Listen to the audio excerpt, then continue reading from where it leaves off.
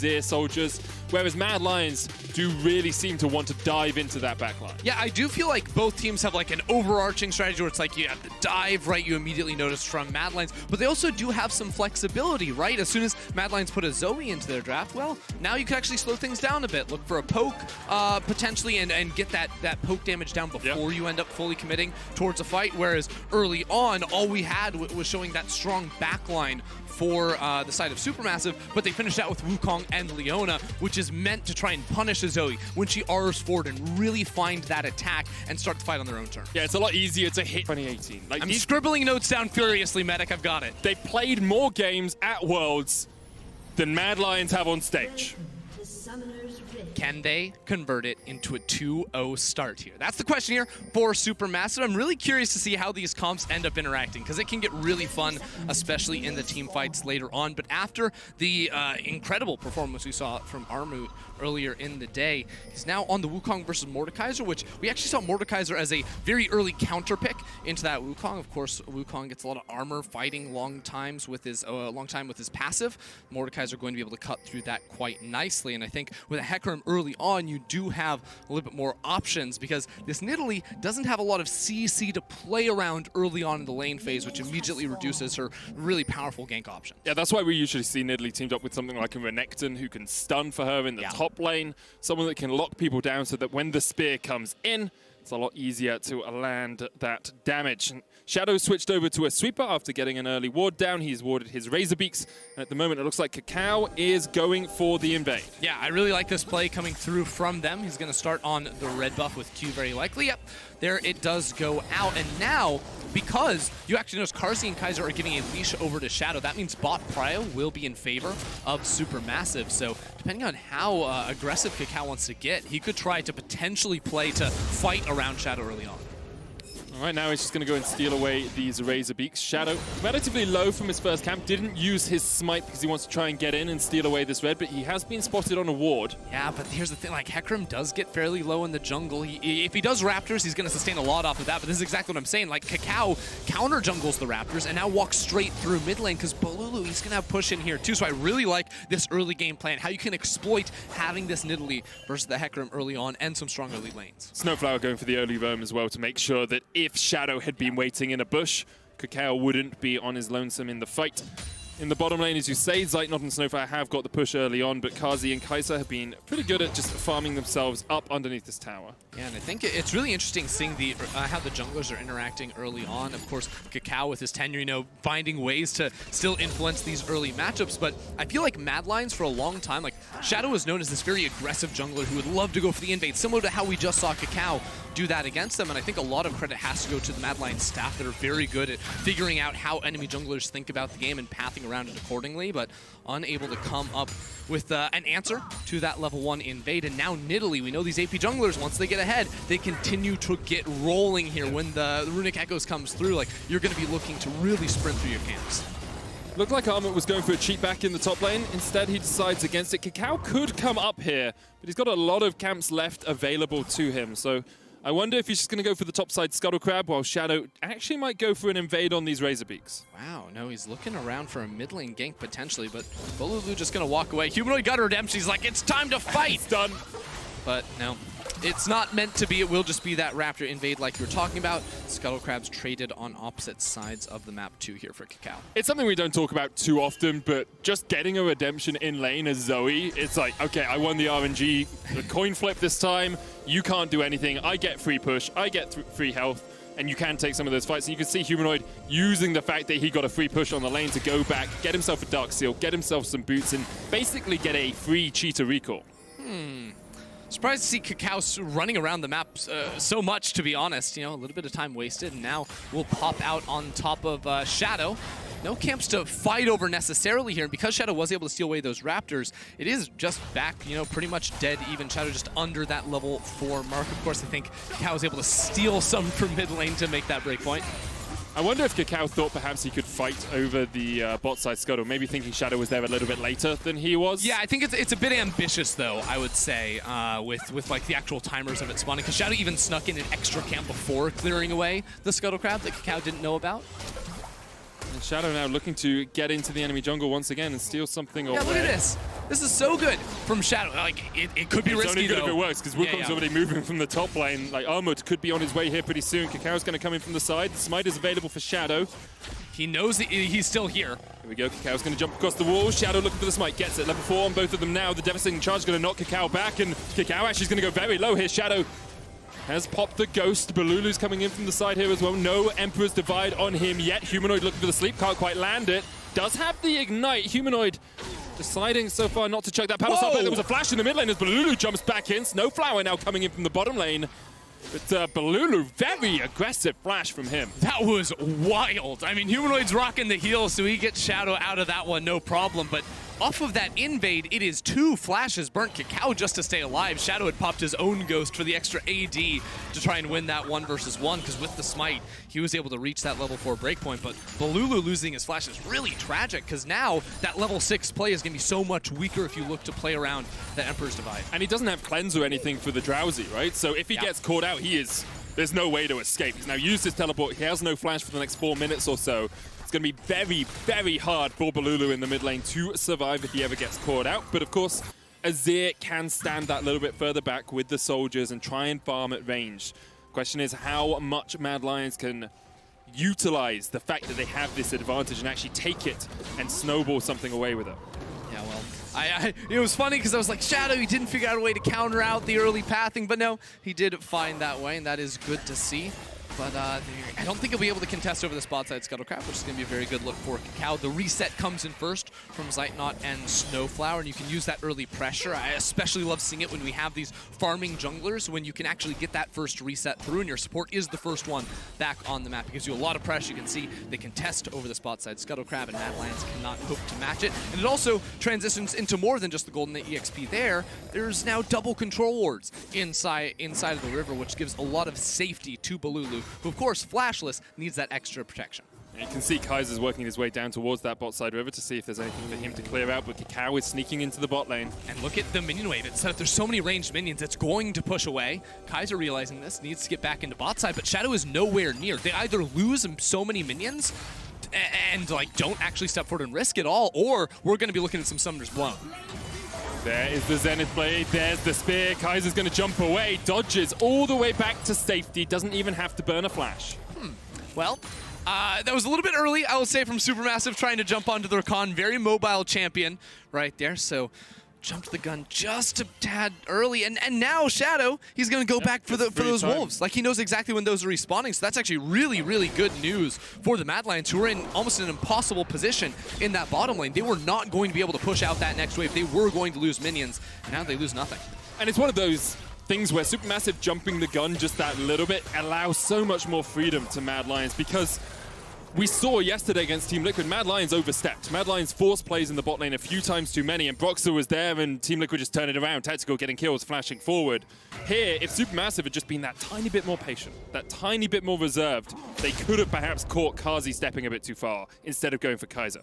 Yeah, definitely. I was wondering how crazy Shadow was going to get with the blue buff respawning. He knows about it. Playing around that top side. And see both mid laners, like neither mid laner actually has much mana, so fights can get really, really interesting. Shadow does have access to level 6, and Rome doesn't know this is coming. Cyclone coming down, and Rome actually paths down towards Kakao, and that's first blood before Rome can react. Yeah, and it's going on to Armut. We saw what happened with Shen. Now he's on the Wukong. No flash. He's going to try and get away, but there's the fear, and there's second kill of the game as Shadow takes down the Azir. Yeah, really nicely done from both teams. Both junglers saw their windows, and they were able to attack. Rome did not see that one coming at all, but Zeitnot with a good roam will be in here in mid lane to pick up that bonus cannon before sprinting back down bot side, because there's going to be a wave coming in there too. So a little bit of min-maxing from the bot side. Big winner though is SuperMassive with this Rift Herald coming off the back of the play. That spear just go wide with the Rift Herald? Look, Rift Herald's big, but can tuck in if needed. Okay, good to know. Rift Herald dodging as much as it can. Meanwhile, in the bot lane, we said that Zeitnot was going to be able to get here to try and protect, but not really able to catch too many of these minions because Kaiser has the quickness, Kazi has the spray and pray. This is going to be a plate going over to the bot lane of Mad, and a slight CS lead. Zeitnot will be able to catch the final few minions underneath the tower. Let's have a look at where we are in terms of gold. And Mad Lions, 400 gold ahead, almost 10 minutes into this game. The Sheen complete on Shadow. Blade of the Ruin King on its way for Kazi, not quite done. On the other side, Balulu's gone for the Mercury Treads first. And in the top lane, Armut now, with that 1-kill lead, has the Tiamat and the Sheen. Yeah, he'll be working on the Trinity Force as the go-to purchase for a lot of Wukong players. Also, still held onto his teleport. So after Rome died, he had to TP back topside. And since the Rift Herald was taken away, it's not like Mad Lions can do some fancy little swap maneuvers to escape from that disadvantage. So SuperMassive do have a large window in which they can try to exploit that by playing around this Infernal. And Armut with access to ultimate, you want to set up some wards for him to enter with. That's the sleep. Paddle Star not going to be popped by Humanoid. Didn't have the portal jump, so couldn't even jump forward to use it.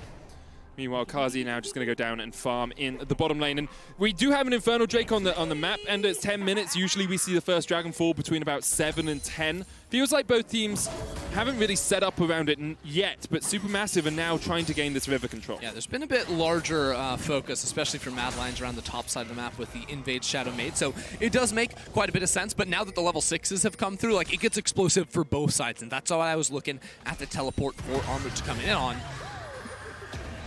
That's the Cyclone for nothing? Yeah, I was looking, I was like, are we fighting up here? What's going on? Armut just pops that one, and now the teleport difference will feel a little bit less bad for the Mad Lions. Rome, even with that early death, is doing well in terms of the overall farm department. Went for the very quick armor route, so we'll struggle if Kakao ever visits top lane, but if he doesn't, here we go. Snowflower's going to get knocked back with the devastating charge. There's the quickness. Snowflower flashes out of the knockup, though. The tenacity from the Mercury Treads actually saving his life.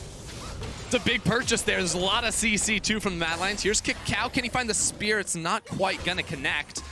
And Humanoid just starting to take control over this middle lane. Balulu is taking a lot of poke, being forced under the tower continually, and this is allowing Mad Lions to now look for a fight. Solar Flare coming down. Shadow, of course, doesn't have Flash, doesn't have Ghost, doesn't have his ult, but he can knock some Snowflower back. Dawning Shadow used. Humanoid looking for the Paddle Star. Shadow takes the spear to the back. Here's Armut. Flashes forward and swings down the hammer. Another kill to the Wukong. Yeah, now Kakao is going to move that straight down into the Infernal Drake on top. So SuperMassive, twice in a row now, Kakao has been able to convert a singular kill into a nice objective for the squad. And while the gold remains even, SuperMassive are stacking those up. Humanoid steals away the smite. Zenith Bladed on. Humanoid gets Ignite now as Kakao goes low. Kaiser trying to join, but here's the TP from Balulu. Just needs to shuffle his way in. Humanoid almost takes down Kakao, but Balulu is there. SuperMassive really swinging hard at the start of this game. Yeah, all right, I spoke a little too soon. It wasn't the Drake, but it was a kill onto Humanoid. Humanoid, we know he likes to get aggressive. He's a very, very cocky player. If he sees an opening, he's going to try to take it, but it was a little bit too much. And although Mad do still have a small gold lead, you have to remember the Rift Herald is still sitting in Kakao's inventory. You've got a minute and a half before the plates fall, and then probably about 30 seconds before he has to place it. So that's going to be some more gold for SuperMassive. Also, getting these kills onto Balulu when he fell behind in lane allows him to get towards that Nash's Tooth. Looks like he actually might be going for Ludens first on the Azir here.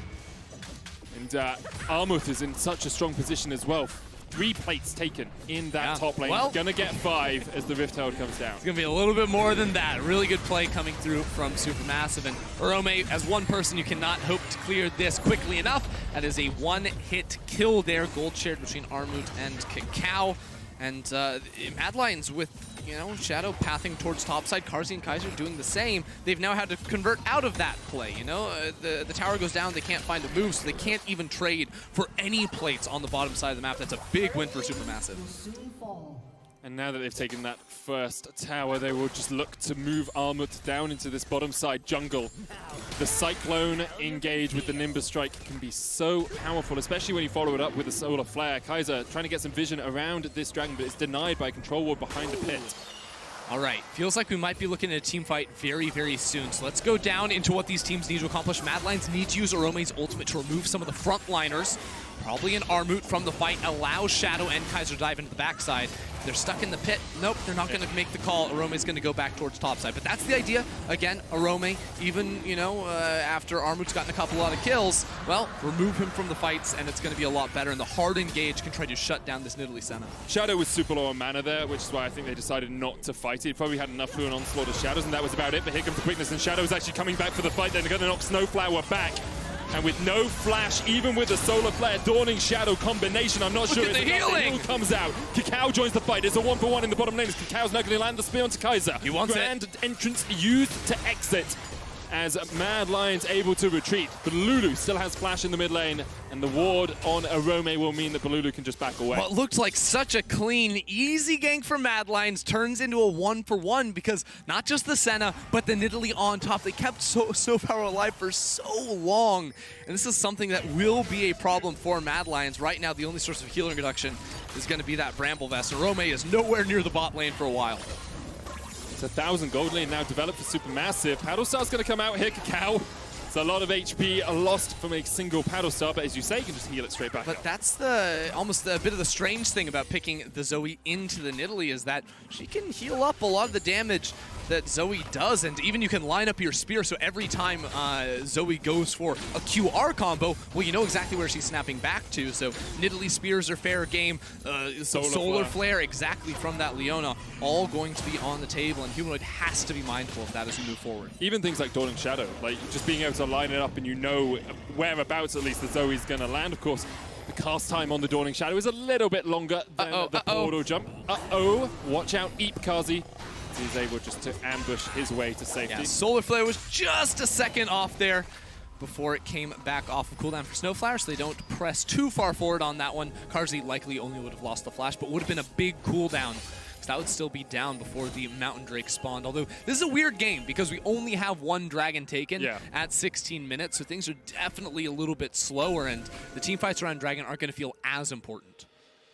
At least not for the next 10 minutes Exactly. or so. You can see Armut here funneled in a lot of gold early on, all those plates helping him out, about 700 gold ahead. Cacao as well, doing an incredible job, farming up as he's 400 gold ahead of Shadow. A fun little thing on the Herald, I believe the eye opens quicker, the more auto attacks it takes, so the clone from Armut helping out on that one. Not only positioned for the eye, but yeah, pop it open.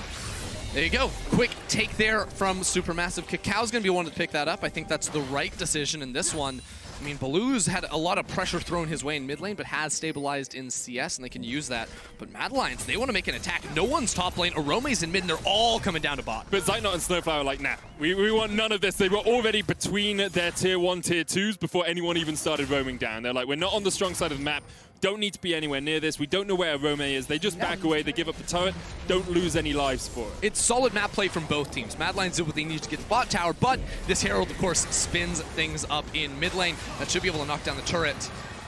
Arome's trying to fight against Armut. Does have a level advantage as Armut goes in with a Cyclone. Arome, ooh, whoa, he's just dead before he can really do too much. Cacao gets the assist on the kill. Humanoid's able to save the tower. Look at this, though. Mad Lions are underneath, and Zeitnot is not here, so they could force on Balulu. Kazi looking for it. There's the quickness, but Lulu flashes away. The Dawning Shadow coming out. He's being put to sleep. Balulu falls, but Shadow's short to follow. You have to feel. Snowflower gets the kill. Supermassive take a loss, but also managed to get a kill of their owners. They killed Shadow. If you doubted the Rakan Twitch combo, that is the proof of concept right there. Humanoid caught out, though. There's the Solar Flare. Humanoid has been locked in place. Kaiser's going to try and come in. Humanoid steals away a flash and is able to survive for the moment. Kazi now opening up his armor, comes in from the side. No Cyclone for him. Snowflower now on the wrong side of the rift, but he's going to be able to flash away as well, and he's healed Teleport up to in. almost full. The TP comes in from Arome, doesn't have the Realm of Death. Will have the Death's Grasp. Doesn't quite hit Zeitnot as he steps to the side. Mad Lions feels a little bit like they're overforcing and they'll back away. Yeah, very, very close right there. Both teams just playing around for a little bit, seeing if they could find an opening. But Humanoid on that Zoe able to pick up a few too many flashes for Supermassive to be able to shut it down. This is how the play starts again. It's Armut plus Cacao finding Arome. This has been a problem for Mad Lions that continues with Armut having a bit of a day on this one here, but this is the combination onto Balulu. Watch how Kaiser plays this. He's going to hop forward to Karzi, who's invisible, so Balulu does not see the salt, and then flashes. Doesn't get knocked up or anything like that. Gets the instant charm into the kill. The chat, of course, trades his life. Yeah. And it is just a little bit tricky for Mad Lions, because you can find that initial engage, but the healing and the sustain coming out from Supermassive, if they keep a couple of players alive, makes it so difficult for you to actually win out on a team fight in the long run. Second dragon of the game is up. It's a mounted Solar Flare available for Snowflower in about 10 seconds time. In fact, it's just come off cooldown. Mad Lions gonna keep this dragon ticking over. Humanoid looking for the sleep, lands it onto Balulu. Snowflower goes forward, but misses. Look at Armut! But here is Armut. Cyclone onto the back line, and immediately Kaiser tries to defend Kazi. Armut now stepping forward in the Death Realm. He's trading against the Romain. The dragon goes down and is taken by the Mad Lions. Humanoid off towards the top side, getting chased away. Balulu flashes forward, actually just jumps in with the Emperor's Divide, and SuperMassive will get a kill for the dragon. Yeah, that should be the mid tower as well. You can see SuperMassive, very clear comms, cautiously playing out that team fight. They don't want to overcommit. They want to make use over their heals, and they say, fine, we'll give you the Drake. We'll take that mid lane tower. A very good look for them. Really is. Balulu actually going Nash's Tooth instead of the Ludens, just gives him that extra DPS across the course of the fight. And SuperMassive now 2,000 gold ahead, and in a very strong position. Cull almost stacked up on Zeitnot as he's got the Manamune on its way as well. I like the executioners actually on the center. I think it just gives you that little bit extra against the healing that can come out from a Mordekaiser with Conqueror, from the W, Twitch even? from the Twitch, from the W, from the Hecarim as well. Has so much healing when he gets in the middle of a bunch of other players.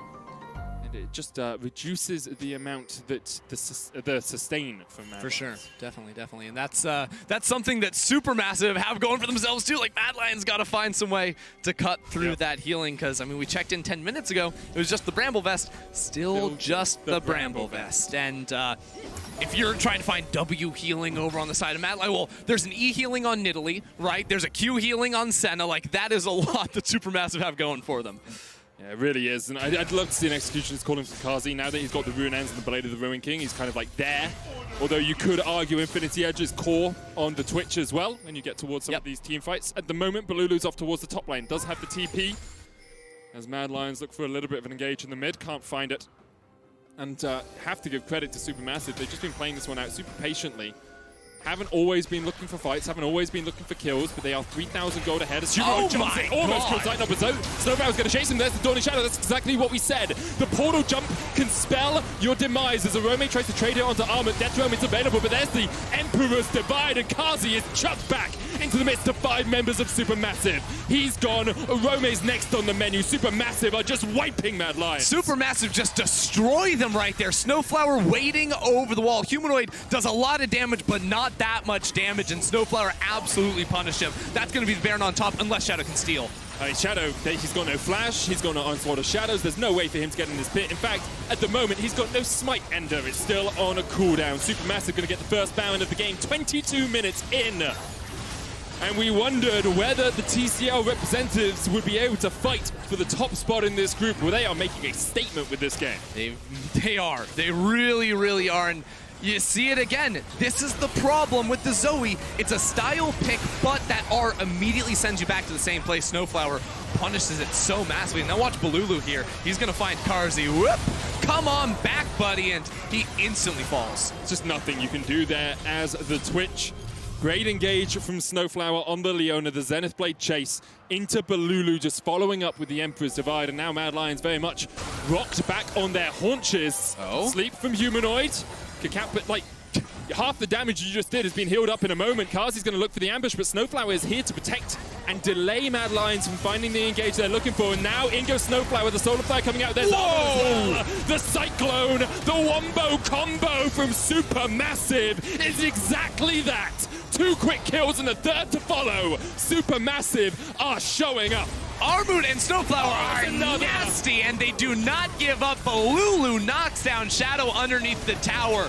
This might just break Mad Lions. I mean, it might just be game. Let's be honest. They haven't got the minion wave. That's the only thing I can see that could delay them, because this inhibitor tower is going to have all those extra resistances.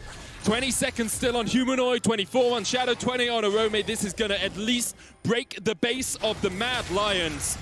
And SuperMassive, well, they're really putting a name for themselves in this group, and you wonder, next up we see Team Liquid versus Legacy. Is it going to be Team Liquid versus SuperMassive in a couple of days' time, fighting for the top spot in this group? This group, I mean, both our groups are exciting. I feel like these games are not always going the way we expect, but look at that setup from Snowflower. Armut comes in to steal the glory, and his Cyclone is massive, but Snowflower with the setup, yet again, he was the one that found Humanoid in the previous fight, and he gets him here too.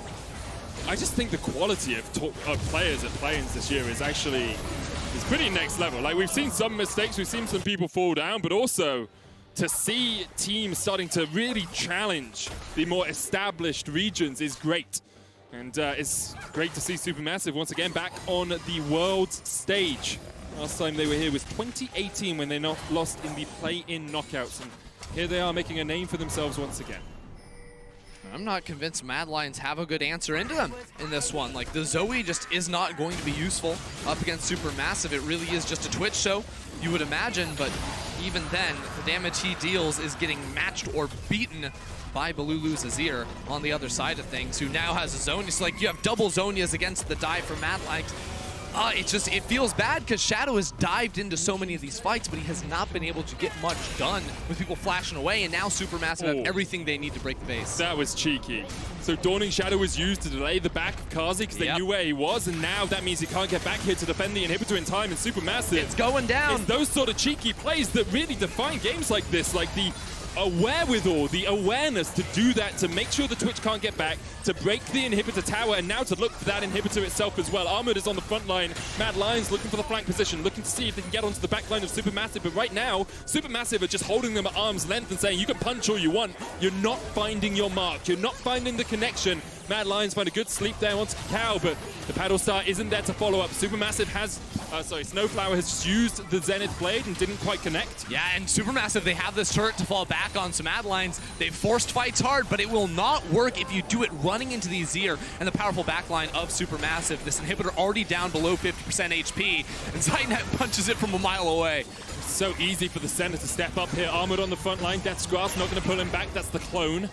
Snowflower down to about half HP, but that's 2 inhibitors down. SuperMassive, a 10,000 gold lead at 26 minutes. Like, they have just taken everything away from Mad Lions. Yeah, I mean, they just won so many fights in a row, and we saw, like, in draft, we saw the Zoe come in. It changed the options Mad Lions had in the game, but when there's a Nidalee and a Senna on the other side, the healing just makes your champion pretty much irrelevant, unless you can 100 to 0, and that's not going to happen when you're 0 and 4 and have to itemize into the Void Staff, just the cheapest possible items to get to the next breakpoint. SuperMassive on the other hand, Nash's Tooth, Zonya's complete on Balulu. Yumu's Muramana stacked up on Zeitnot. Trinity Force, Death's Dance, and a Randuin's on its way for Armored. SuperMassive are just too darn strong for the Mad Lions to deal with. Yeah, let's just work it up into top lane. Snowflower is in exactly the right place to get the deep vision, maybe knock down a couple of turrets up there, because in a minute we have Baron. And that's how SuperMassive close this game. Mad Lions, if they give that up, you can't really hold the line here against SuperMassive's teams. Like, they're just going to break through structure. So teamfight is the best answer for Mad Lions, but even in that, they're horrifically outmatched. And the question is, like, SuperMassive haven't needed the Baron to do everything, right? Like, they were winning the game before the Baron even came around. So maybe they can just deny any vision around it, look for this tier 2 in the top lane, wait for the supers to push in bot and mid, and then take a fight on their terms. Zeitnot going forward, the Curse of Black Mist, and the tier 2 tower is going to fall before I can even finish this sentence, Endo. It's a surprise to say the least. As look at this minion wave. It's huge. They've stacked this one up beautifully. Karzi, does he have to use the ult to clear the wave? No, he has his E stacked up, so it will be good.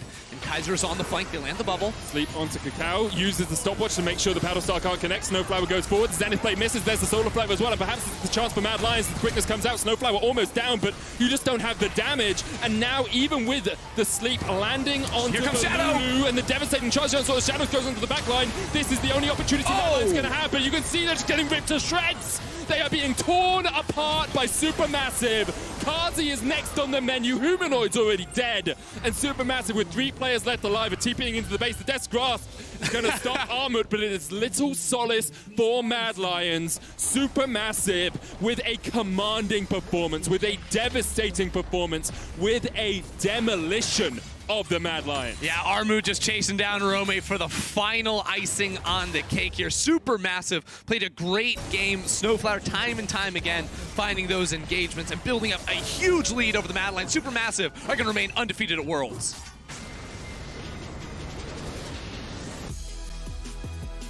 And what a strong performance it was from them. You know, Mad Lions, they had a few punches, they had a few moments where they fought back, but SuperMassive were just always ready for them. They always defended in the right place, attacked in the right place. It was a team that was coordinated and on the same page.